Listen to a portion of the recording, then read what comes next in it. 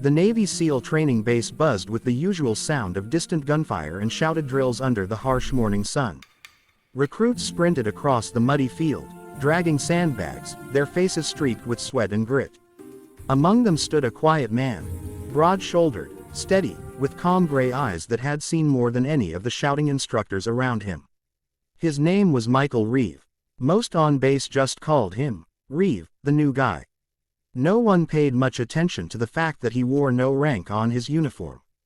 To them, he was just another older recruit, probably trying to relive a past life of faded glory. What most didn't know, what no one was supposed to know, was that Michael wasn't a recruit at all. He was back at the base for a special review program, requested quietly by a general who still remembered what he'd done years ago. But Michael didn't talk about that. He didn't talk about anything.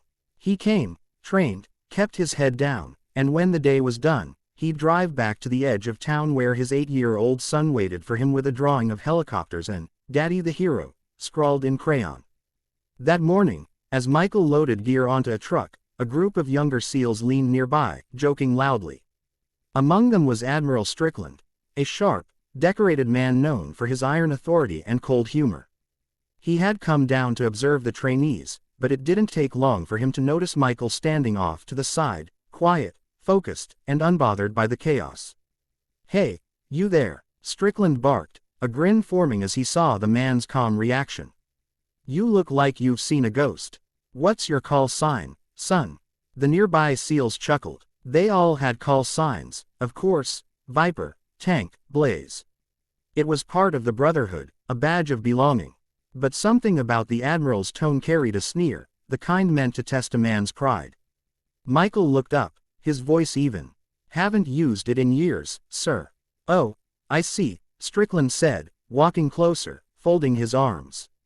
"One of those types. Too good for a call sign, huh? What was it? Janitor? Mechanic? Maybe? Mr. Mom?" The men laughed again. They knew he was a single father. Word spread fast on base. Michael didn't flinch. "Iron Ghost, sir." The laughter died almost instantly. The air shifted, a quiet tension hanging between the clang of metal and the crack of distant rifle fire. Strickland froze, his grin fading as he stared at the man in front of him. "Iron Ghost," he repeated, his voice low. "You're kidding." "No, sir." Strickland's face hardened. Memories flickered behind his eyes. Reports he'd read, missions that had gone dark, and one classified operation that only a handful of people in the world knew about. The name Iron Ghost wasn't just a call sign. It was legend. Years ago, during a mission deep in hostile territory, a small SEAL unit had been ambushed. They were outnumbered 20 to 1.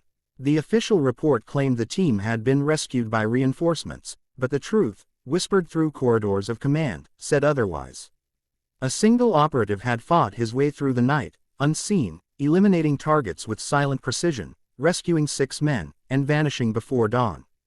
The name, Iron Ghost, was born that night, written in after-action reports with more question marks than details.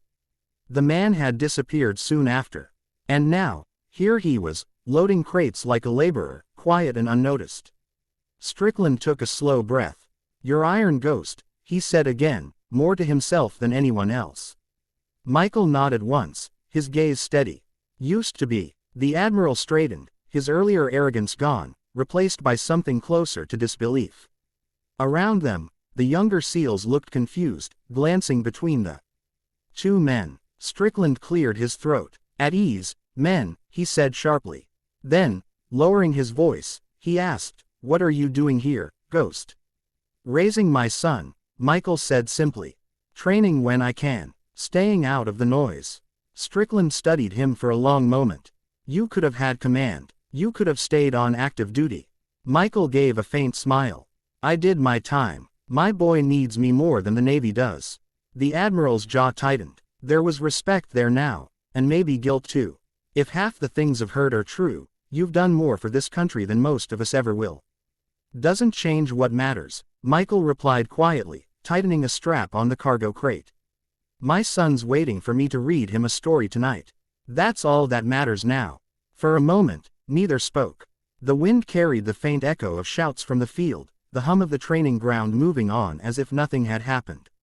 Then Strickland exhaled, his tone softer. "You know," he said, "the men could learn something from you.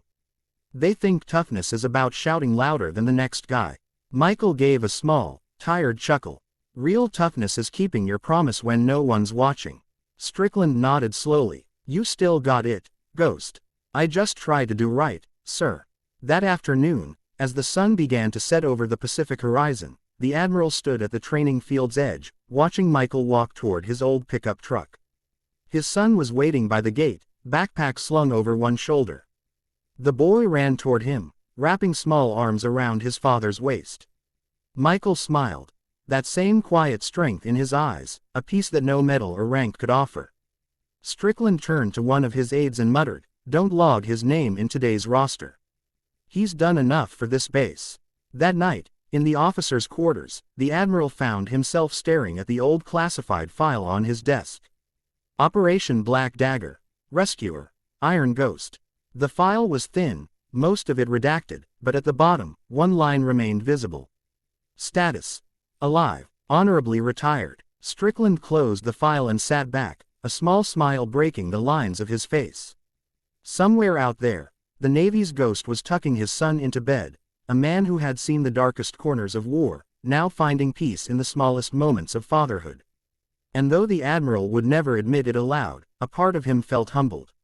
Not by medals or ranks, but by the quiet power of a man who had nothing to prove, the man they once called Iron Ghost.